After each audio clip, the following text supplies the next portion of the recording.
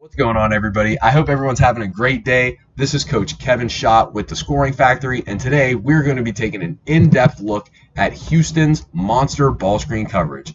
Before we get into the film, I wanted to look at a couple of Houston's team defense numbers from this past year. They were first in all of Division I in opponents' points per game, holding their opponents to only 58.3 points per game. They were tied for second in opponent field goal percentage at 38, and they were also second in opponents' points per possession at 0.81.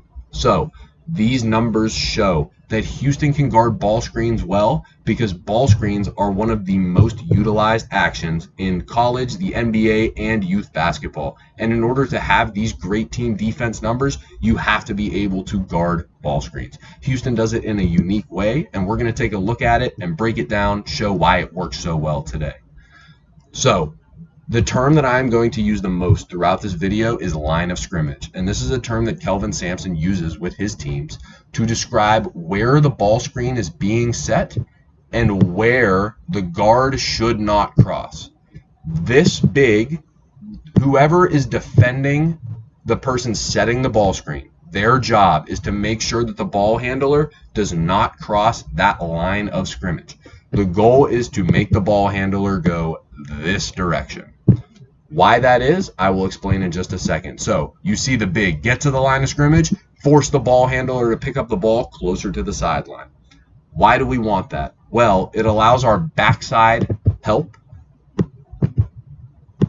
to be more aggressive when it comes to getting deflections and getting steals. Why is that? Well, it's because it makes this pass and this pass more difficult when the guard's momentum is going towards the sideline, and the fact that he's at the sideline makes that a longer pass to start with. So, our backside corner help defender is the one who is responsible for the roller. Houston refers to this as their MIG, their most important guy. Because if you don't cover up the roller, this coverage will result in a lot of dunks. But when you cover up the roller and you successfully get the guard to get to the sideline, you allow your other backside defender to have a lot of free reign to try and be aggressive and get steals. And that's exactly what happens on this play. So, as we move into our next clip, we are going to see the line of scrimmage is set right where the ball screen is set. Don't let the guard cross that line. As soon as the ball is picked up, the job of the big, get back so that our other help defenders can rotate back to their respective man. So while we get a turnover in this play before the ball is even thrown, I like this clip because it allows us to see the rotation that Houston sends. The ball is picked up. The big immediately starts recovering, and the two backside defenders get aggressive and go for steals on these passes. We rotate back, and we get a turnover. Our next clip is another clip against Colorado, and we see the line of scrimmage. The big slips out of this screen. Here's our line of scrimmage. As soon as the ball is picked up, the big guarding the screener gets back. Here is our most important guy who's going to be guarding this roll at the rim, and everybody else is kind of guarding one-on-two. So the pass isn't thrown. Now we are going to see a side ball screen. Nothing changes except for where the line of scrimmage is. Now, Houston refers to side ball screens as blues, and what that means is that when they hear blue or they see a side ball screen being set, their backside defenders get even more aggressive because you don't have to force the guard to the sideline. They're already there. They imagine a line being drawn right through the center of the court, and that's how far their backside defenders can get in order to be aggressive and still be able to get back and close out and potentially get a steal on a skip pass. So let's watch this play out. I'm going to keep this line down the middle to show you how aggressive these backside defenders are. The screen is set. The monster coverage is enabled. And now our defenders on the backside get aggressive. We rotate and we're able to get a steal.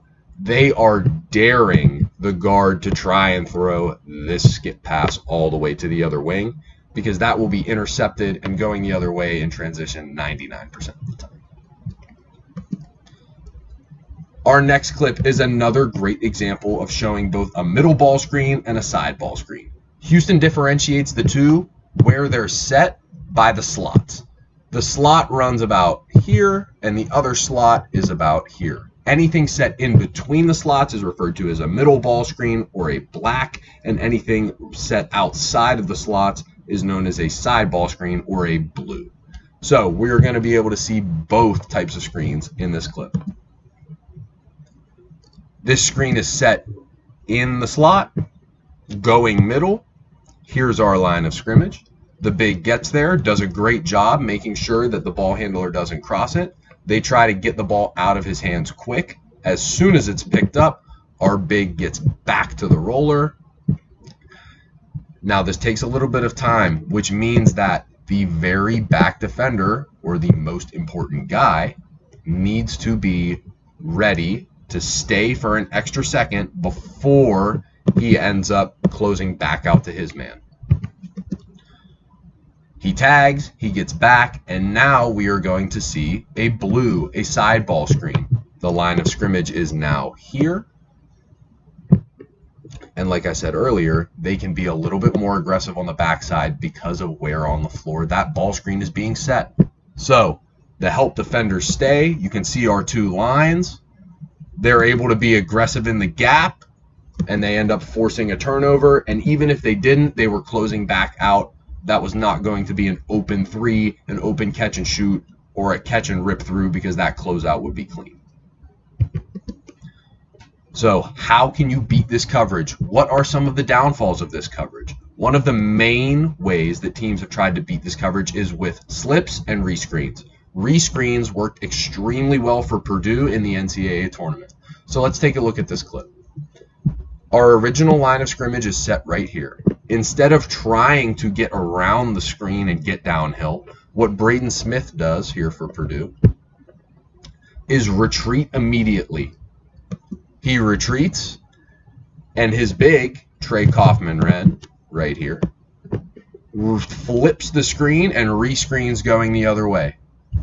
So now our new line of scrimmage is right here. But because we rescreened, the big for Houston is not in position to get back. It throws all of the rotations on the backside out of whack, and it allows an easy dump down dunk on the roll. Another way that teams have tried to exploit this coverage is by removing those backside help defenders. So instead of having your shooter be in the corner, they'll move the shooter up to the wing or anywhere above the free throw line to remove that backside help defender for that role, what Houston calls their most important guy. If that guy's not there, they can throw the pass into the roll, and they're able to get easy layups. So let's take a look at this clip against Arizona. Here's our ball screen. Here's our line of scrimmage. We do a great job of getting to the line of scrimmage, but because there is no corner offensive player and they move that player here, the tag defender is now here and not where Houston wants him to be, which is in this area. What this allows is for that roll to go open to the hoop, and even though we recover slightly, that's an easy layup. BYU does a similar concept here. Watch number 15 this whole play.